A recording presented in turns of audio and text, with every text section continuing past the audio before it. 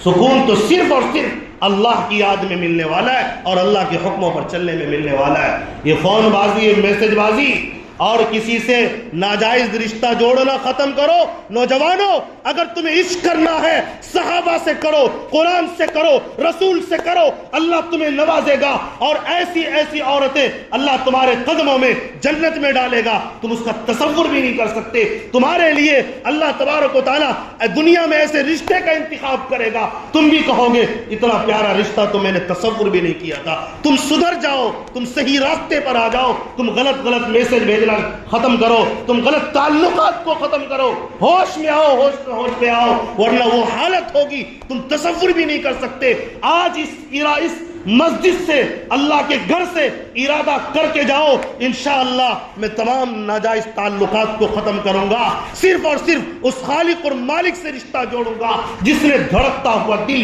میرے سینے میں پیدا کیا ہے۔ بتاؤ نوجوانوں، اپنے ناجائز رشتے ختم کرو گے نا انشاءاللہ؟ تعلقات اللہ سے جوڑو گے، رسول سے جوڑو گے، صحابہ سے جوڑو گے، قرآن پڑھو گے، اللہ تبارک و تعالیٰ آج بھی تمہارے نام کو باقی رکھا ہے، کل بھی تمہارے نام کو باقی رکھے گا، اور جب مرو گے سارے لوگ تمہارے لیے دعائیں مغفرت کریں گے اور تمہارے درجات کی بلندی کے لیے دعا کریں گے۔ ہم نے ہزاروں جھوٹے عاشقوں کو دیکھا، مر گئے، ان کا کچھ پتہ ہی نہیں، کچھ لوگ تو مار دیے گئے۔ یہ اندھی عشق کے چکر میں اپنی زندگی برباد نہ کرو۔ تمہاری جگہ یہ نہیں کہ کسی عورت کے لیے تم پوری زندگی وقف کر دو، تم اتنے سے رہ گو، بس یہ سوچ، چھوٹی سی سوچ اتنی بڑی تمہاری دنیا ہے کہ غلط سوچ، ذہنی بیمار، گندگی لے کر پوری زندگی کو کہہ دو کہ میری زندگی تمہارے لیے ہے۔ نعوذ باللہ من ذالک۔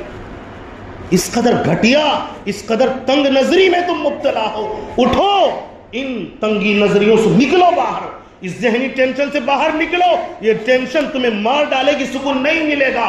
ایک مرتبہ اللہ کا نام لے کر ان غلط راستوں کو چھوڑو، صحیح راستوں پر آؤ، پھر دیکھنا تم کس طرح مزے کی زندگی گزارتے ہو۔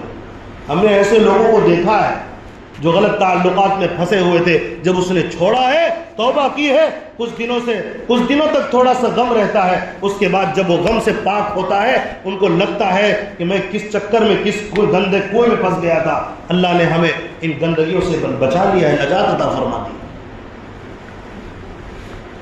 نمازوں کو چھوڑیں گے، در در کی ٹھوکریں کھائیں گے۔ اللہ کہہ رہا ہے ادھر کامیابی، ادھر سکون، ادھر اطمینان، ہم کہتے ہیں یہاں وہاں، پھر کیوں نہیں سکون ملتا ہے؟ کیوں روتے ہو تنہائی میں بیٹھ کر؟ کیوں تم ٹینشن سے خودکشیاں کرتے ہو؟ زہر کیوں پی رہے ہو محلوں میں بیٹھ کر؟ کار میں بیٹھ کر زہر پیتا ہوا آدمی نظر آپ کو ملے گا۔ کار سے سفر کر کے گیا اور جو ہے سمندر میں کود گیا۔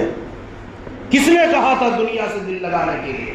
کس نے کہا تھا اس دل کو جو اللہ نے بنایا کسی اور کے ہاتھ بیچنے کے لیے؟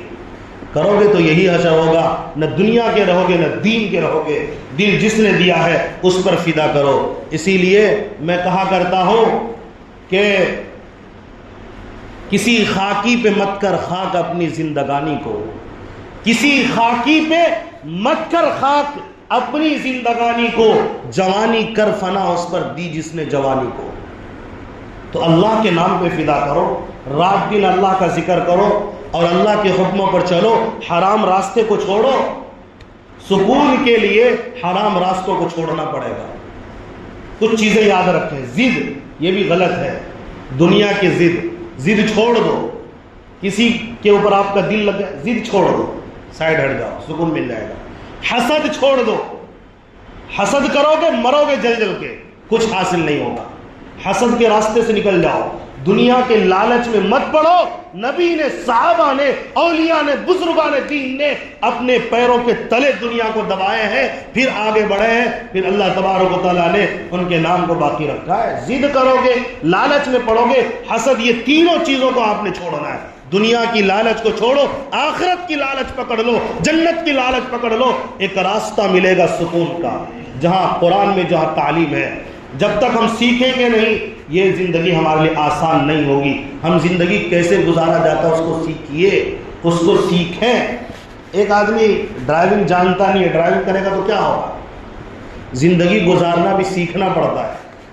آپ کو ٹیبلٹ کا پتہ نہیں کہ کس بیماری میں کون سی لی جاتی ہے، آپ ڈاکٹر کو پوچھے بغیر کہیں اور سے جا کے لے لیتے ہیں، آپ کو تو نقصان ہی ہونا ہے۔ جو ماہر ہے اس سے پوچھئے۔